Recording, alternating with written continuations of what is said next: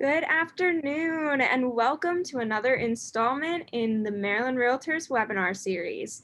Today's webinar features Maryland delegates Ludke and Buckle along with Bill Castelli and Susan Mitchell from Government Affairs here at Maryland Realtors. As you have questions, please place them in the Q&A box and we will attempt to answer your questions at the end of the presentation. Thank you again for your attendance. We will send links to the recording of this webinar in the next week. For now, it is my pleasure to introduce you to Bill Castelli. Good afternoon, everybody, and we are happy that you could join us today. And we have a special treat. We have both the majority leader and the minority leader of the House of Delegates with us today. And we're going to talk a little bit about some issues, a lot of housing related issues with the 2021 General Assembly, maybe take a look at a couple of previews of some important issues, not necessarily housing related, for the 2022 session. And as I mentioned, the two leaders are with us today, and although they represent different parties, both of these legislators are two of the smartest folks in Annapolis. They're both leaders in their parties. They both serve on the Ways and Means Committee, same subcommittee of revenues.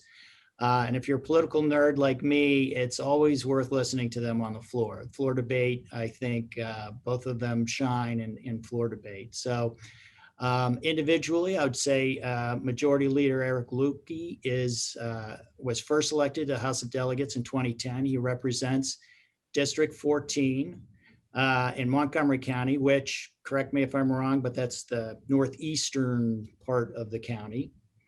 And I will say his second job, we used to say day job, but the part-time legislator jobs are really, in my opinion, no longer part-time. You guys may have a different opinion, but his second job is adjunct instructor at the University of Maryland. Minority Leader Jason Buckle was first elected to the Maryland House of Delegates in 2014. He represents District 1B, which is the northwestern part of Allegheny County. And he is the managing partner of the law firm Buckle, Lavisser, Pillai, and Beeman. Did I get that right? You did. We'll make you, that's a tongue twister. Okay, great. So we're going to start off today. Welcome, gentlemen. Thank you so much for spending time with us today. And the 2021 session, I always, was different for a lot of reasons. We had a lot of big issues that the legislature was dealing with, but from just a process point of view, it was a very different legislative session with so much of it being conducted virtually. And the COVID, highlighted a couple of huge issues, more than a couple of huge issues, but a number of issues for Marylanders, our industry as well. And we've been focused in the last year on kind of housing supply, and we've started a campaign called Open Doors to Stronger Neighborhoods, really focusing on housing supply, opening up opportunity.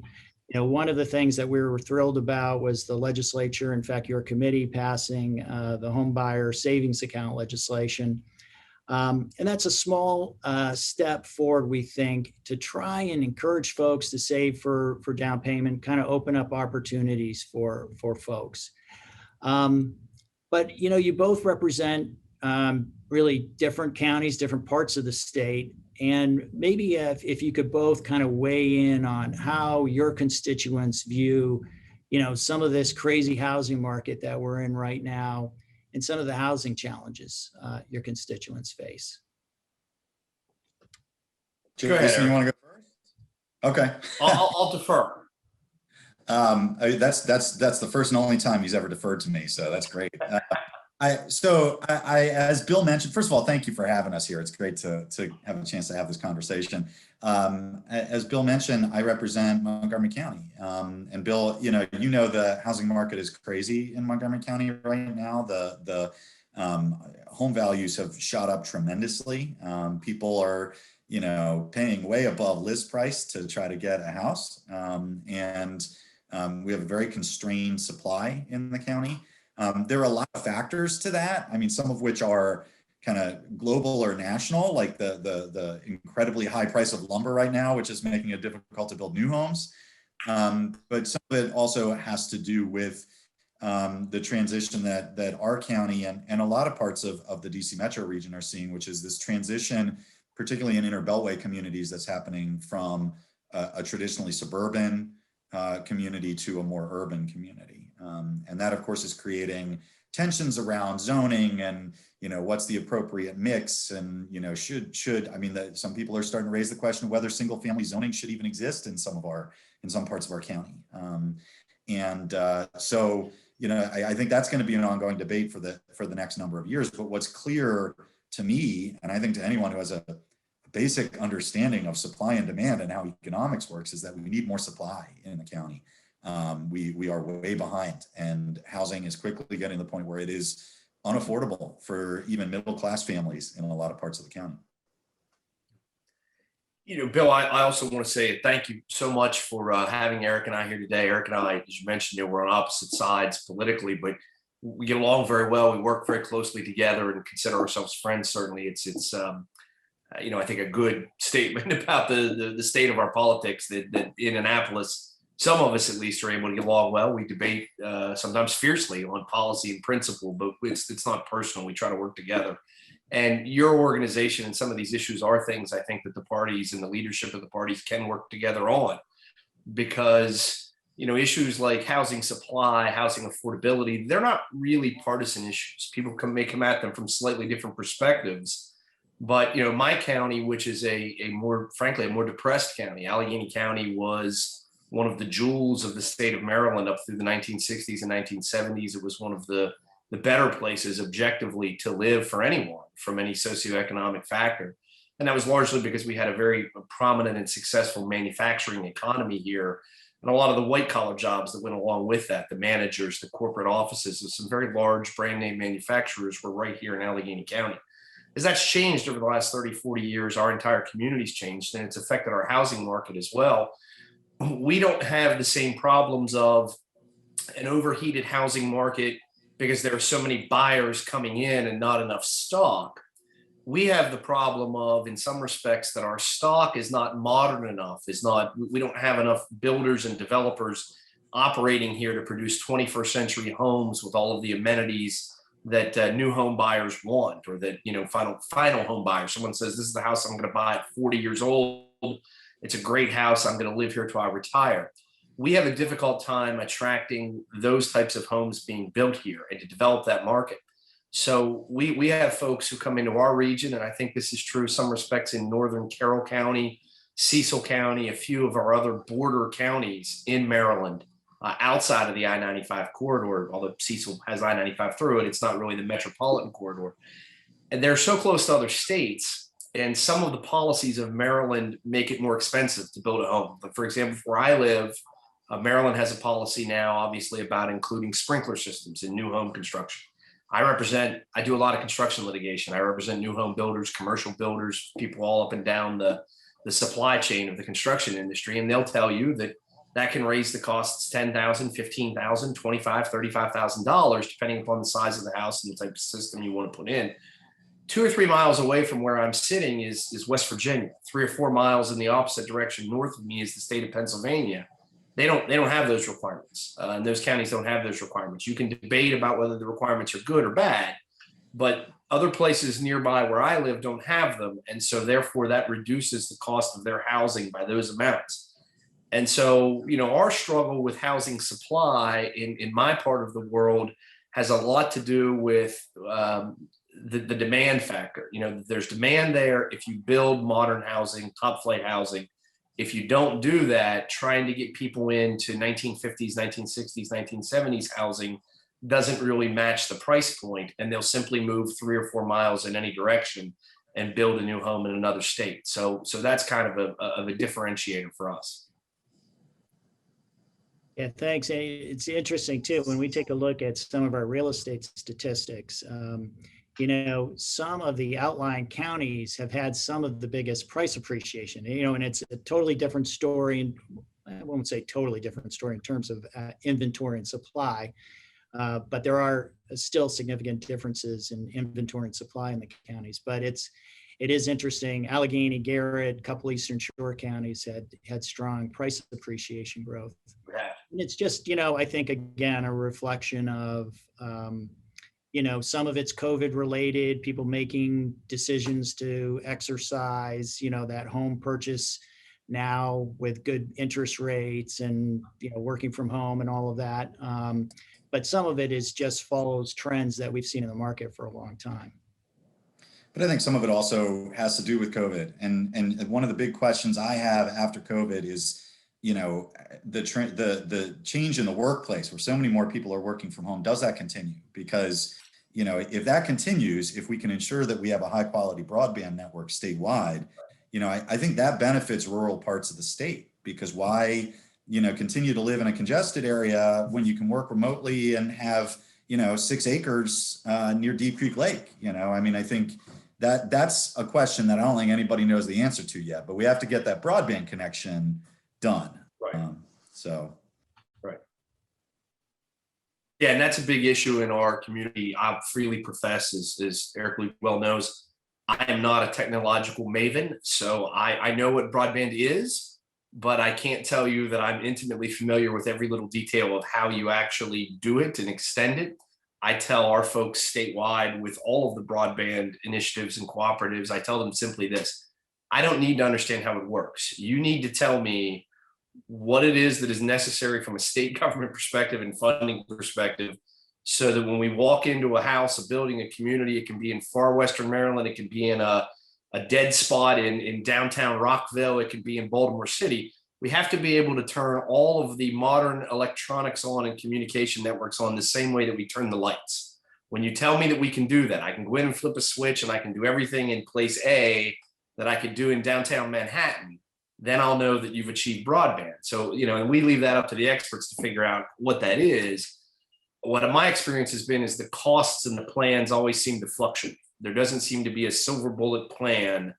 And I think it's in part because it's this great mixture of government programs, government funding, bureaucratic oversight with different private sector providers and different economic initiatives or incentives for private sector providers to come into certain communities and extend that broadband to the, they used to call it last mile connectivity, and now they're down to like last 500 feet connectivity, where the government or the major provider will run the necessary fiber, the necessary technology to just a few feet away from where you want to build your house or where you have a building, but then you have to pay all these additional funds to get it wired into your system so you can use it. And that's a conundrum, but I'm very happy. I think the parties have worked together very collaboratively and a bipartisan objective from Governor Hogan throughout everyone in the legislature to fund broadband, to push broadband, and to pay, to recognize that it's a modern utility.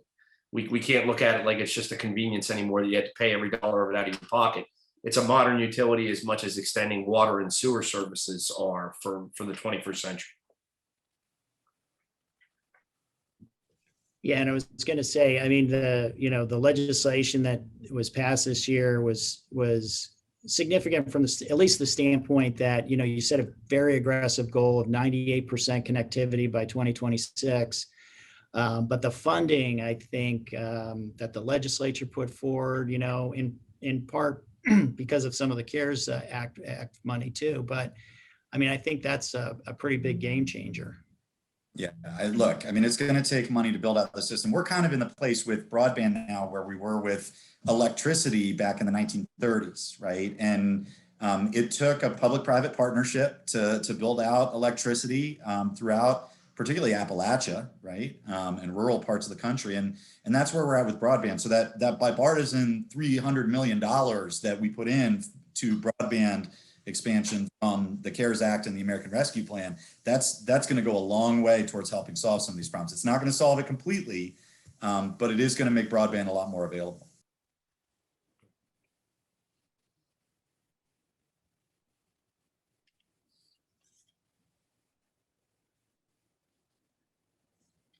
Great.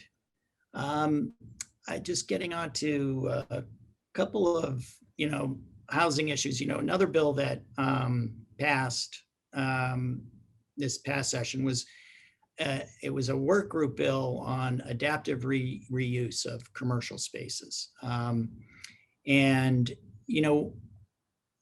there's still a lot of question marks about COVID, how all of this plays out, our business is going to shrink footprints now that so many people are working remotely.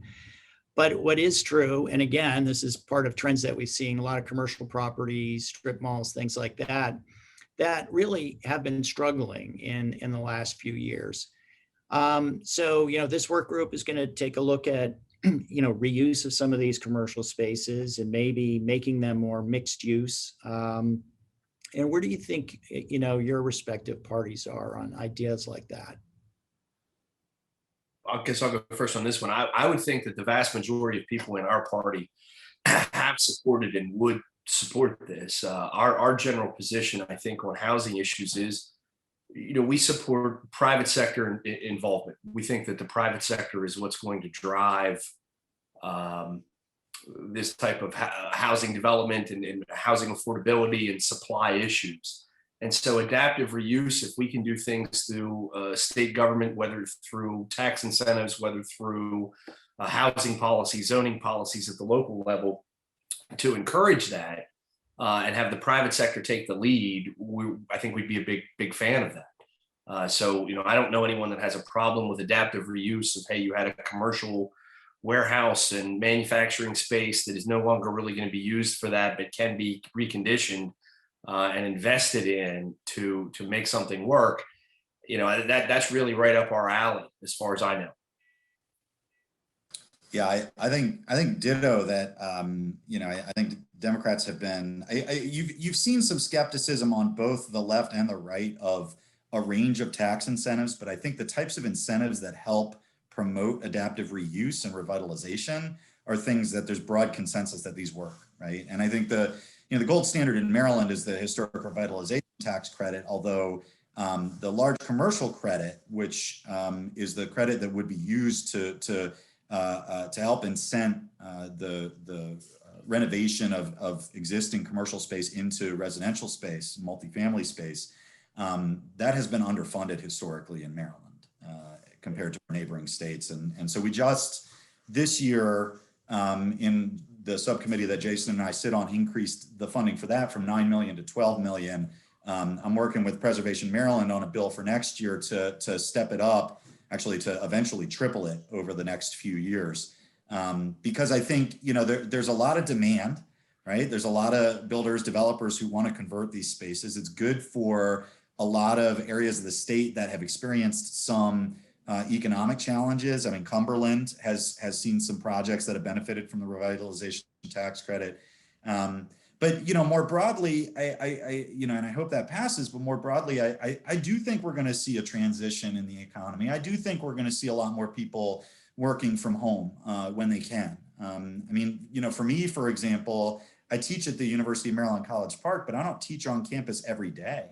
So why would it make sense for me to drive to campus every single day and take up, much needed office space and much needed space in the parking lots there? So, I think we're, to the extent that sticks in both the public and private sector, we're going to see a lot more open commercial space. And, even before the pandemic, a place like Montgomery County was experiencing relatively high commercial office vacancies. So, I think that's the wave of the future. Reuse. No, I would agree with that. I think adaptive reuse is something we should really take a look at, and we can. Eric mentioned some people on both sides of the political spectrum seem to fear the word tax credit or think that we always hear we're picking winners and losers. And I look at it simply as, the tax code since its inception has a policy backbone to it of we're trying to do things to encourage and incentivize people to do activities that they otherwise wouldn't do, that otherwise wouldn't be economically viable without that help. And so if a building sits there and it was a commercial building and it's rotting, eventually its tax value to that community descends to zero, and it becomes an eyesore and it becomes blight, and it doesn't generate any ancillary incomes. If we can use small amounts in the big scheme of things of tax incentives to get private sector money into those projects, that creates jobs, that creates better places for people to live, and then ultimately then raises the real property assessed value of that parcel, that's, over a 10, 15 year period, that's a tremendous win-win situation for everyone. So I hope that we make some progress in that regard.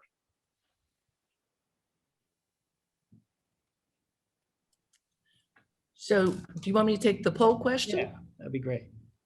Okay, so we conducted a poll at the start of the 2021 session. While over 60% of Marylanders view affordable housing as an important issue, about the same percentage have concerns over increasing housing density and changing a community's character.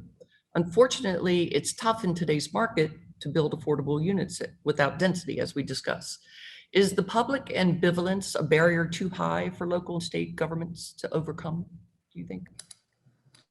I don't think so. I mean, I think we've seen a tectonic shift going on in my county, in Montgomery County, over the politics of this issue, right? And you've seen the emergence of the YIMBY, right? The Yes in My Backyard folks who are increasingly vocal about creating density, about creating urban spaces that have amenities. I think there's also an increased understanding of the impacts on local revenues and local budgets of sprawl development. So, that opposition will always be there. I think you're always going to have folks who they don't want change, right? It's not necessarily an issue of development. They don't want anything to change. But, I do think there's a growing recognition in the public that we have to do things differently than we've been doing things, that, in a mature county where there isn't a whole lot of land left, densification is what you got, right? And so I think you'll see that sort of movement growing, particularly in the urban counties, but even in some of the more suburban counties, you've seen very successful sort of new urbanism projects, town center projects. Look at Maple Lawn in Howard County, which was farms just a few years ago, right? And is essentially a whole town. So I think that you're going to see more support for denser development. Susan, I think in general, our party's perspective on that would be that we believe in private property owners' rights. And so as long as you can develop something, with an acceptable level of density and that meets all the public safety requirements and infrastructure requirements, that's exercising your rights. I own this land. I want to develop this. I want to provide this as a service, as a housing initiative for the community. As long as you're not infringing too directly upon your neighbor's rights. And I'd like to think Maryland's a fairly small state. Let's be honest about it. We have a decent sized population. Geographically, I mean, we're really a kind of a tiny state. And so it's difficult sometimes in some communities to shoehorn everything in. But I'd like to think that there's enough land out there, there's enough opportunity, enough common sense out there that we can fit all of these different metrics. There are people who want to live in traditional single-family home communities on 3/4 acre and a half lots, and they are willing to pay for that privilege, whether they paid for it before or whether they're willing to pay for it in the future. That's how they like to live and want to live, and they want to raise their children. And I don't think we should do anything to inhibit their ability to do that. If they're paying for that and it's their land and their property, then they should have that. There are lots and lots of folks, younger families, older retirees, lots of folks of different stripes who like to live in more dense communities. They like to live in apartment complexes, condominium complexes, work, live, play, walkability. I have no problem with that. I don't know that I'd want to live with that. I'm in my late 40s now. I lived in places like that in Baltimore County and DC and Northern Virginia when I was in my 20s and early mid 30s. I don't know that I'd want to go back to that for me today, but I don't want to take that opportunity away from anybody else. So I don't think that we should give in to a concept of we can't create affordable housing because we'll shy away from revitalization projects, from development projects, from turning like adaptive reuse, turning certain things into other things.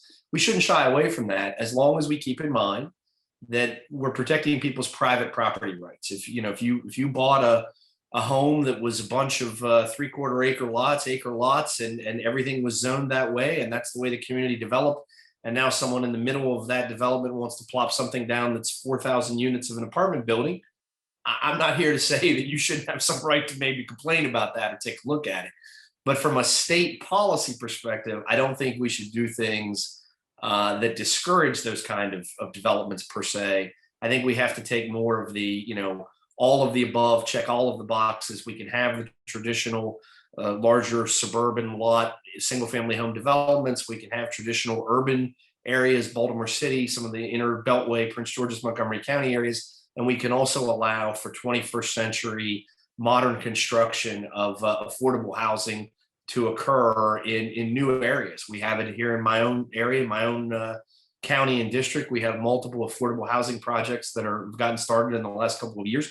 They're not Montgomery County style big. They're 30, 40, 50, 60 units.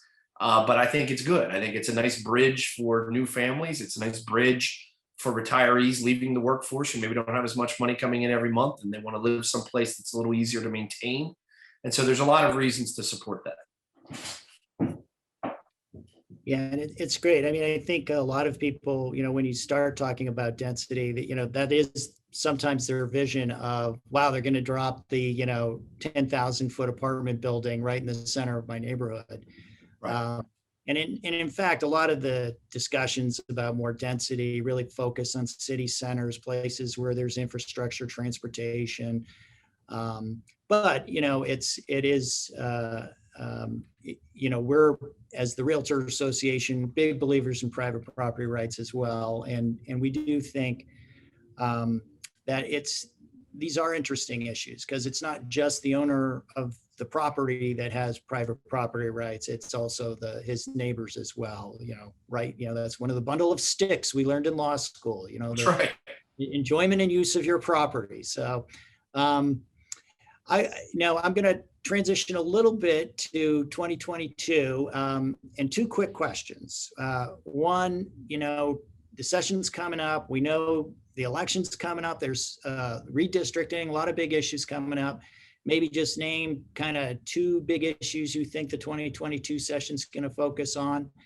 And then at the end, do you see any of the kind of virtual protocols that were put in place for the past year, maybe continuing in the next year, even when we're past COVID? I mean, I know Delegate Buckle, you must have, and actually Delegate Lukey as well. I mean, the traffic on 495, when you have a constituent who wants to testify on a bill, that's a pretty big commitment coming down to Annapolis and doing that. And I thought one of the benefits of this virtual protocol was it really opened up opportunities for people that might not have had an opportunity to come down, kind of speak their piece before the legislature.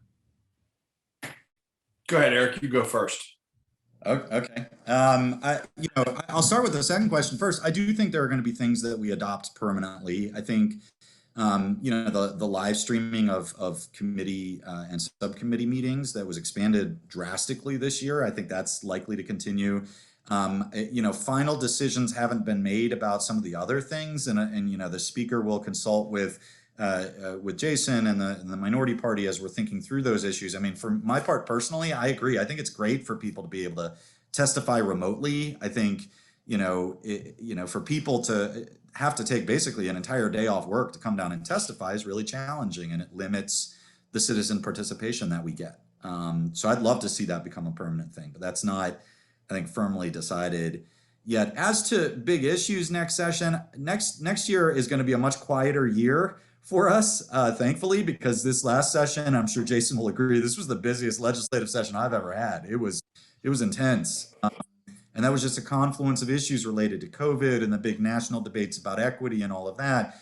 Next year, I don't think we'll have those same pressures. And also a lot of our colleagues are going to be focused on having to run for re-election next year, which will distract them a little bit.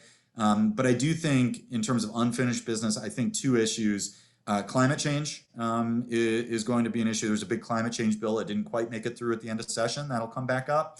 And rental issues. So particularly these conversations that we've been having around evictions.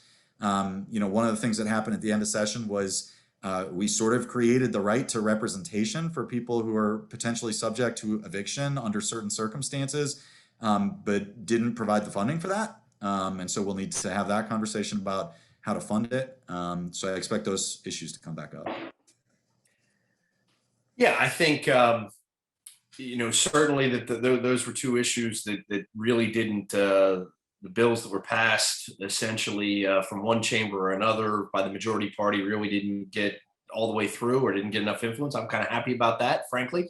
I'm sure that from the realtor's perspective, the landlord tenant and eviction issues are sort of front and center for some of your clients that have properties that are managed for rental purposes or sold for rental purposes.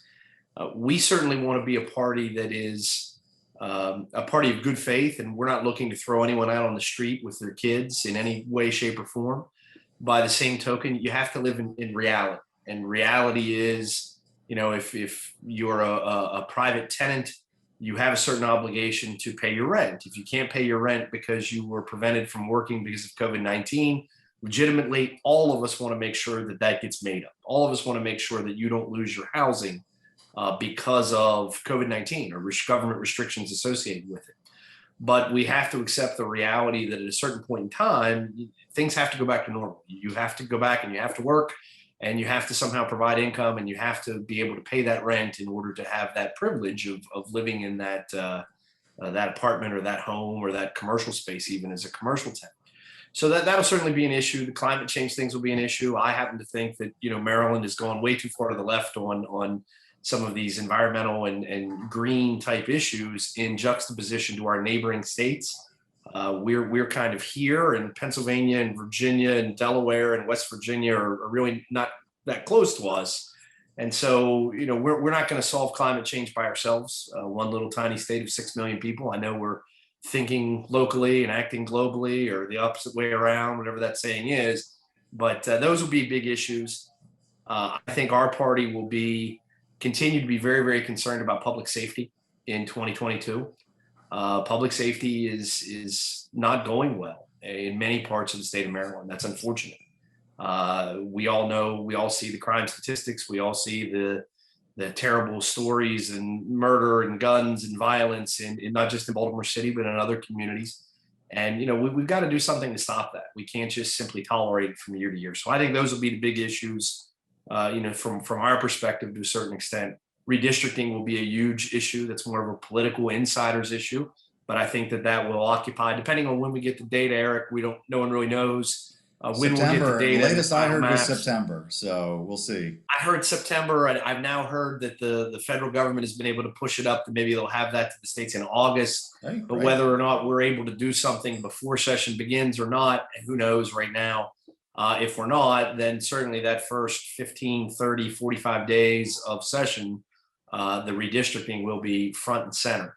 With respect to the protocols, and to wrap that question up, I don't have a problem using a lot of the protocols as necessary, but I found something different. I do appreciate the concept of it's easier to testify remotely than it is to drive to Annapolis. No question about that. We have a hard time getting people from Western Maryland to participate really fully because of the 2.5 hour drive and all of that sort of stuff. But I don't know if Eric felt the same way. I actually thought there were less people. I didn't go back and do a statistical analysis from our committee, but I actually thought that there were less people participating this year. And maybe it's just COVID and the world was strange and people weren't as focused. I thought there were less participating via this format than in prior years. Normally you would walk into our committee room and, at least at the beginning of the hearings, when there were 10, 15, 20 bills, the entire room would be full of people, and we would have days where we'd have 50, 80, 100 people testify from a wide variety. We would have people who would show up, not to testify, but simply to stand up and say, me too, I'm here with this group, this union, this organization. And I found that a lot of people didn't do that because while Zoom means you can do it in your pajama bottoms from your house, it also means that you have to be there at a certain time and log on in a certain way. And I'm not so sure. I'm not sure if it worked to actually increase a lot of participation across the board or not. We'll see whether that protocol happens. I agree with Eric 100%. I think it's a wonderful advancement to live stream or make more transparent and open up your voting sessions, your subcommittee discussions, things of that nature. We're not trying to hide anything from anybody. I mean, if people are going in and they're voting and they're explaining why they're voting, no one's trying to hide that from the public. We're happy to have the public input into that. And so we'll see how that works. But I know for me, I'm eternally grateful that the path that we've been on, vaccinations, the other health measures, the realities of approaching herd immunity, hopefully, that we're nearly done, I hope, with COVID-19. And I'll be happy to come back next year and be on the chamber only a few feet away from my good friend Delegate Lutke. And hopefully we'll be able to talk to each other without masks on and all other kinds of rigmarole that everyone got used to, but no one liked. Thanks. And I know we're bumping up against the half hour. If you guys are okay, we had maybe, I think I can shrink the questions into one question. And we can deal with it quick. And it's just talking a little bit about, and we see it actually across the country. I talk to my counterparts in other states as well, but there does tend to be a divide sometimes we see between kind of more urban districts, more rural districts. And, you see it reflected in debates, and a lot of times, it might be over a septic bill where, the rural constituencies view it a lot differently than, some of the urban areas. Can you guys talk a little bit about that and, how you see those issues kind of working out moving forward? Jason, go right. I guess I'll go ahead and start for that. I mean, I represent an area that, I don't necessarily classify my district as rural per se, because it's mainly the city of Cumberland, and it's in close suburbs where I live. LaVale, if you went to LaVale, it's as suburban as lots of places in sort of northern Montgomery County, western Howard County. It just looks very similar. We don't have a lot of farms. I have the city of Frostburg that is it's a town of 10,000 people with a university. It doesn't have a lot of agriculture or wide open spaces of that nature. But there clearly is a divide in our state and in our legislature between parts of the I-95 corridor that have a certain lifestyle and that have a certain job base that's largely government related or ancillary businesses to the federal and state government and all the institutions that exist there, versus a lot of the rest of the state. A lot of Carroll County, northern Baltimore County, stretching west. Frederick County is changing obviously a little bit. Southern Frederick County is becoming more like Montgomery. Northern and eastern and western Frederick County are still more traditional Frederick County. A lot of Harford County, and then going all the way to Ocean City and parts of Southern Maryland. We're just different. We're not implacably different. We're not inextricably opposed to each other. But policies, environmental policies, employment policies, labor policies, things that may work and may be completely suitable for the I-95 corridor, who analogize themselves to Philadelphia and New York and New Jersey and the California coast, don't really work as well in that other 30%, 40% of the state, however you want to look at it, that we analogize ourselves more to the ex-urban communities of Western Pennsylvania, Ohio, Delaware, the western side of Virginia, not Northern Virginia, but Roanoke and Lynchburg and, those kind of places. There's a tension that exists there. Eric is someone who I think always, in fairness, tries to acknowledge that and tries to work with us when he can to see if we can ameliorate ways to blunt some of the impacts of those policies. But that tension is there, and it's probably always going to exist. What's right sometimes for Prince George's County is not necessarily right for Carroll County, and what may be right for Allegheny County with respect to some issues may not work at all, certainly in Baltimore City, or be what the representatives of Baltimore City would want. It's my hope in the coming years that maybe we can even do a better job to recognize those things. One size does not fit all, and sort of work together so that both sides of that geographical divide, lifestyle divide, can get what they want from state government. I certainly don't ever want to impede Montgomery County or Anne Arundel County getting what they want from state government. I want to see them succeed, but our communities need to have that same opportunity sometimes. I'll just look. I mean, I among other things, I read a lot of history. I used to be a history teacher. The tension between more urban and less urban parts of Maryland has existed as long as Maryland has existed. It's been a reality forever, gone back to the founding of the state. It's a natural tension. I think Jason's right that wherever a legislator comes from, their experience is grounded in where they live, and I think it goes both ways. I think there's certainly times where legislators from more urban parts of the state could do better to understand less urban parts of the state. But I think the opposite's true too. I think, my colleagues from Baltimore City, for example, will often take great offense when folks who are from areas nothing like Baltimore City try to explain to them how Baltimore City should be better run. I think this just the reality of politics in a very geographically diverse state. The way that I try to approach it, frankly, is to and I think this is something that we should all do as legislators, is do a better job listening to people, right? I think people make a lot of assumptions. Like, for example, when you think of Montgomery County, I think most people in the state think of Bethesda and Silver Spring, right?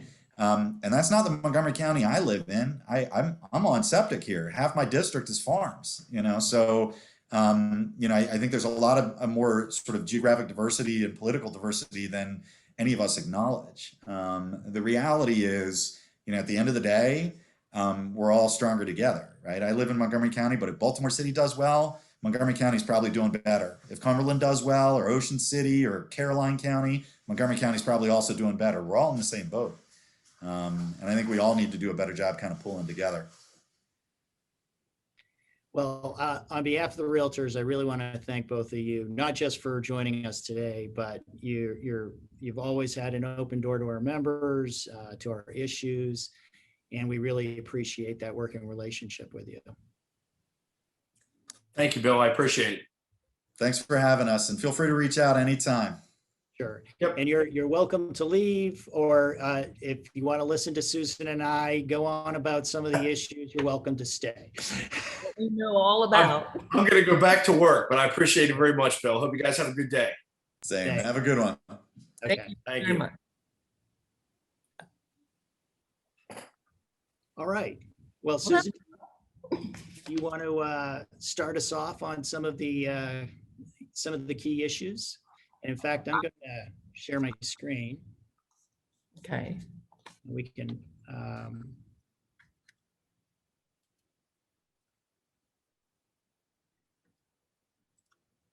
So you're going to share the legislative summary?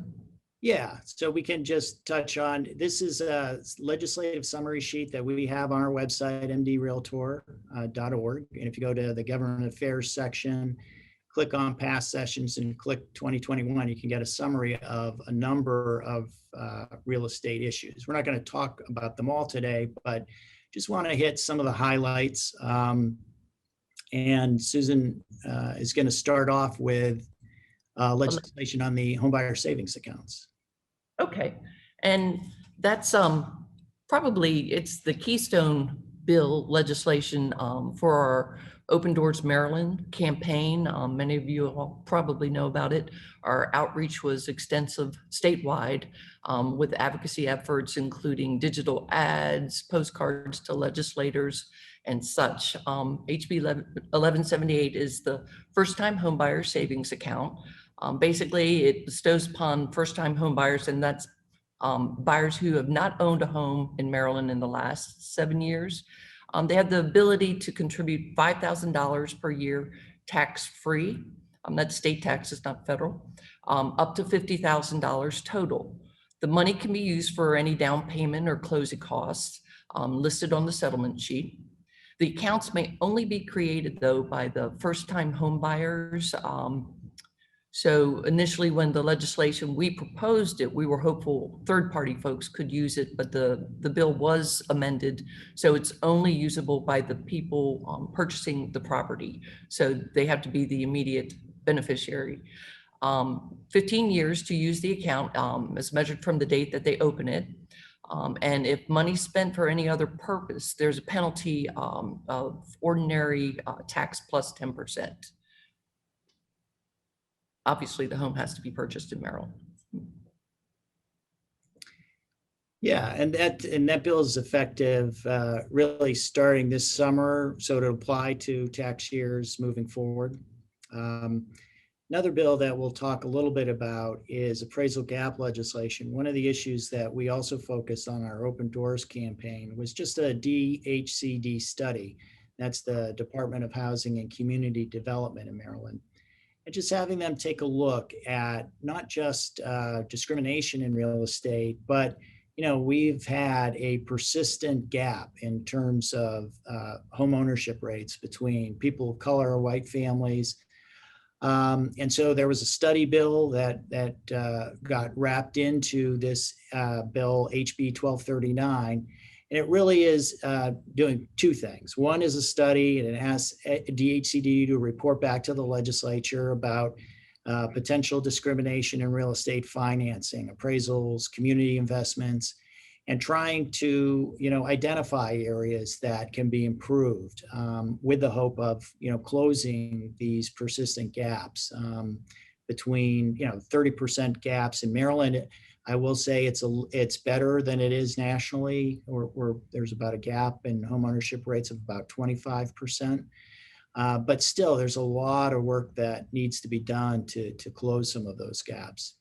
The bill also actually creates a very interesting grant program that I don't think is going to be completely up and running this year.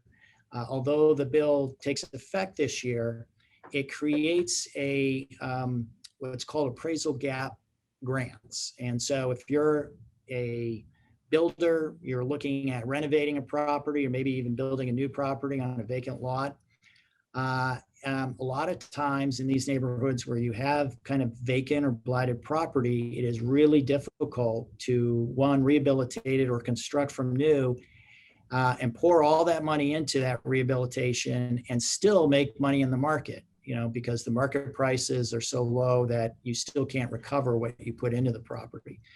And so that's what this appraisal gap bill is intended to do. It's to cover that difference between that market price, what you invested in the property. The bill itself did not include like a statutory or a statutory carve out of funding. So it's really up to DHCD in terms of how that's going to be funded.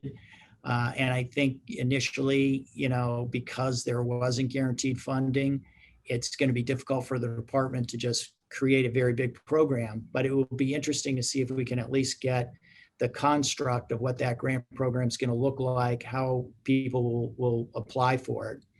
One of the benefits of the great market or crazy market, depending on your perspective, if you're a buyer or seller, is that we are starting to see some areas getting new investment because the prices have increased so much that investors, developers can actually get in and actually start to make some of that money. So I think the timing of this bill is actually very good in that, the market's headed in that direction. So a little help from some of the state programs, I think would be good.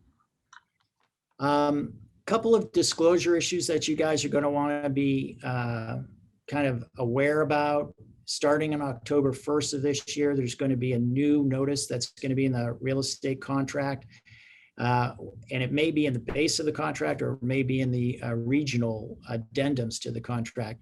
But it's regarding the sale of properties that are in zones of dewatering influence. And so you're probably wondering what a zone of dewatering influence is. And that is an area that has actually been mapped.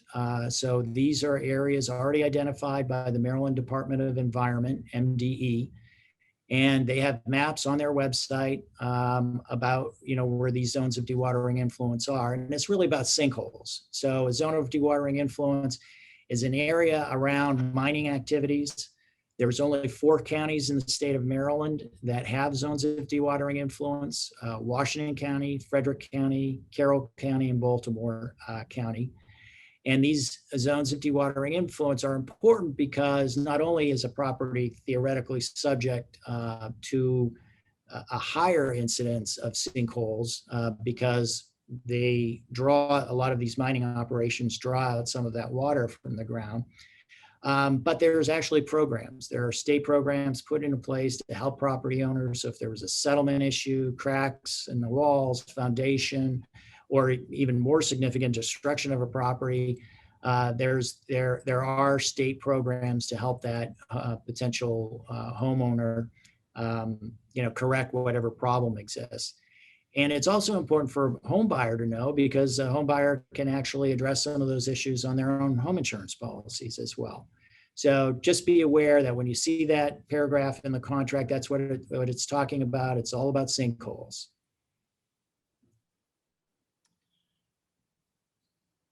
Susan, do you want to address the homestead credit? Yeah, HB 610, sure.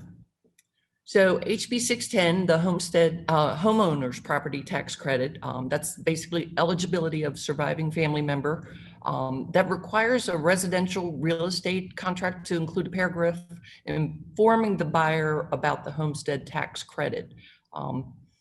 And basically the web address and information about it within the contract. They were trying to do an additional document disclosure. We felt it could be addressed in the contract. The contract must state, if you plan to live in this home as your principal residence, you may qualify for the homestead property tax credit. The homestead property tax credit may significantly reduce the amount of property taxes you owe. The bill also requires information brochure for the tax credit to be presented at the time of settlement. The homestead property tax credit, a lot of folks throughout all various counties use that. It's very well received. Also, it clarifies for the purpose of the homeowner's tax credit, which is different than the homestead tax credit, that an eligible homeowner can include a surviving family member related by blood, adoption, or marriage, as dictated by the terms of a will, trust, non-probate instrument of writing, or the laws of intestate succession. The homeowner's tax credit is only available for homeowners if their property is valued at $300,000, and the homeowner's combined net worth is no more than $200,000, and their income is no more than $60,000. Yeah, and it's just, if you're working with any new buyers, it's just important to stress with particularly the homestead tax credit. It's only available to principal homeowners, and it is really important for them to apply for it right away. That is going to be in my opinion, the best thing that they can do to protect themselves from, very significant property assessment increases, which then in turn drive what their property taxes look like. So, the settlement attorney is also going to give them information, but it's important to have that conversation with your buyers when you're working with them to make sure they take a look at that. A couple other issues that I'm going to touch on regarding property management.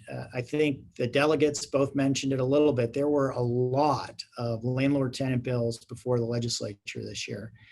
And you can go through this section on our document and take a look at a number of them. Many bills didn't pass, but I do want to cover at least some of those bills. We have a lot of real estate agents who are property managers working with perhaps a property owner that might be out of state for a little while but plans to come back, or just a small mom and pop investor.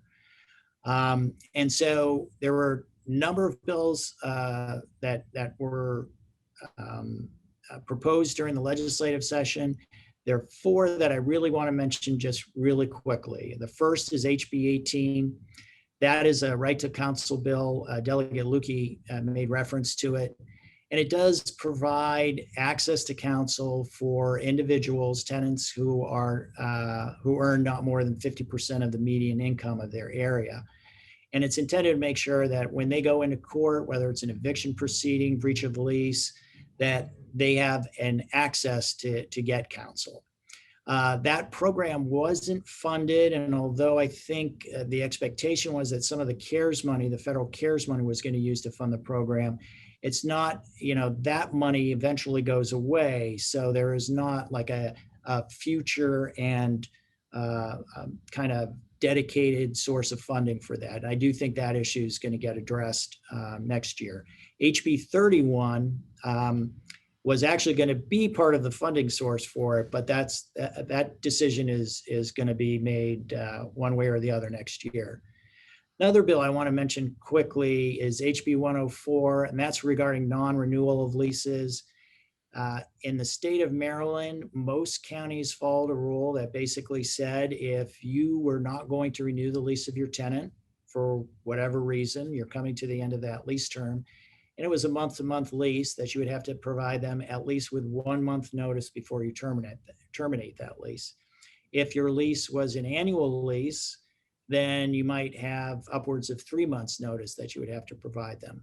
So what this bill does, it essentially makes the entire state operate the same way in terms of non-renewal of lease of less than a year. So, those typical month-to-month tenancies would now require, instead of 1 month, a notice of non-renewal, 2 months, which is how Montgomery County and Baltimore City operated.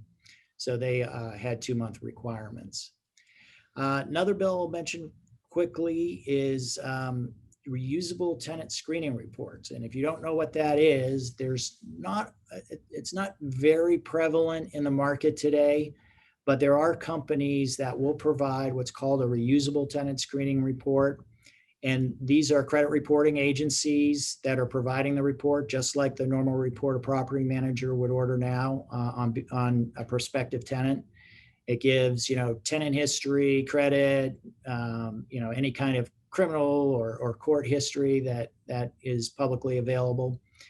The only difference with this is, instead of the landlord ordering it, the tenant would order it, and then the tenant would be able to carry that report through to whatever apartment, building or unit that they're looking at. The reports aren't necessarily paper reports. One of the companies that provides that, it just gives, for example, a property manager or landlord access to look at that account. So the bill doesn't require a landlord to accept it, but if a landlord doesn't accept a reusable tenant screening report, they've got to provide notice to the tenant about that. So moving forward, as of October 1st of this year, if you make a decision to use a reusable tenant screening report, you can do that. If you do, you can't charge an application fee, that prospective tenant an application fee. If you chose not to take reusable tenant screening reports, then you just have to provide notice to your prospective tenants about that. And that could be notice provided on your website. It could be notice provided in your lease application, just as long as that they're getting notice. And the last bill I'll talk about on the landlord tenant side is private well safety program.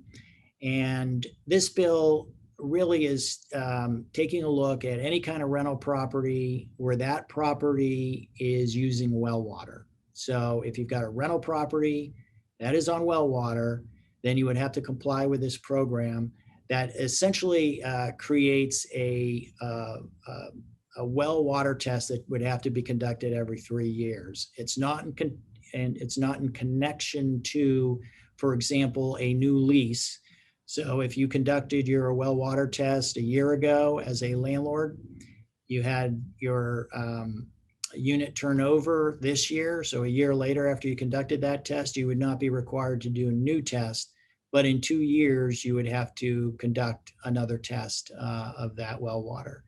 And the bill goes forward in terms of, fines if you don't conduct that test, as well as, providing choices to that owner about what to do, in terms of providing a potable water source if it turns out that there are contaminants in that well water. So that bill does take effect as of July 1st of this year. So just be aware moving forward. We're still waiting to see what the Maryland Department of Environment is going to issue in terms of the kinds of tests, and we'll post that as soon as we have that information. And I'm going to end there in terms of just a couple of the more significant issues. I will tell you, next year, in terms of housing issues, there's going to be, we think, a number of land use issues that are going to be introduced, including accessory dwelling units, maybe even an adaptive commercial reuse bill. But one of the bills I did want to talk really briefly about is an issue that didn't go forward this year, was talked about, and that was return of deposits money when a transaction goes south. Many of you have probably been in that situation where for whatever reason, that home sale doesn't go forward, buyer exercises a contingency in the contract, but the seller refuses to release the deposit money. So, it's been an issue. We had a legislator drop a bill this year, and they proposed a solution that, quite honestly, we had a lot of problems with. And their solution was, we're not going to allow a seller to relist their property unless they return that deposit money, which kind of makes the point of deposit monies, moot, because, who's going to take a deposit money if you've just got to automatically return it, because you're not going to not list your property. But one of the things our committees are looking at are just ways to address that issue. We know that it's an issue for a lot of buyers, particularly first-time buyers.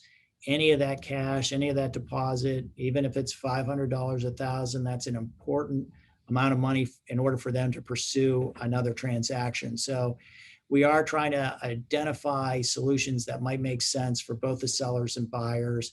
And hopefully, we'll have a bill next year that will address some of those. I'm going to end our share screen here. And we'll see if we got any more. I think we don't have any more questions and answers, but open it up for any last questions. Okay, I think we're done. Susan? Not all at once, everyone.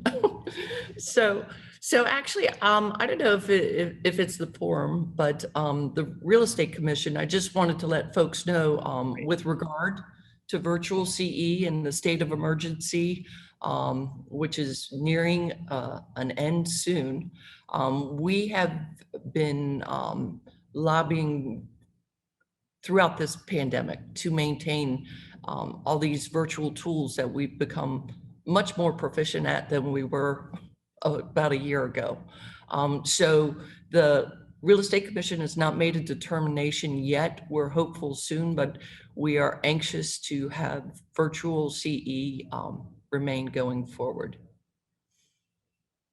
So fingers crossed. Yeah. And the other last point I'm going to make before we sign off is, this is the season. If you have legislative ideas, you can get my email, Susan's email. The legislative session and the timing of how things work, we always bring issues before Public Policy Committee. That's a committee comprised of volunteer realtors from across the state. They take a look at an issue, determine whether we want to take a position on it or move forward or even request legislation. So if you've got issues, please feel free to contact us. And if you have questions on any of the issues that you take a look at on our summary sheet of the 2021 legislation, please feel free to contact Susan or I, and we'll be happy to answer the question or try and get an answer for you if we can. So I want to thank all of you for joining us today and hope you have a great weekend. Thanks, everybody. Great. Thank you both so much. And thank you all for attending today's webinar. Our next webinar is scheduled for July 15th, when Cushman and Wakefield will discuss reimagining commercial spaces. Thank you again for joining us and have a great rest of your day.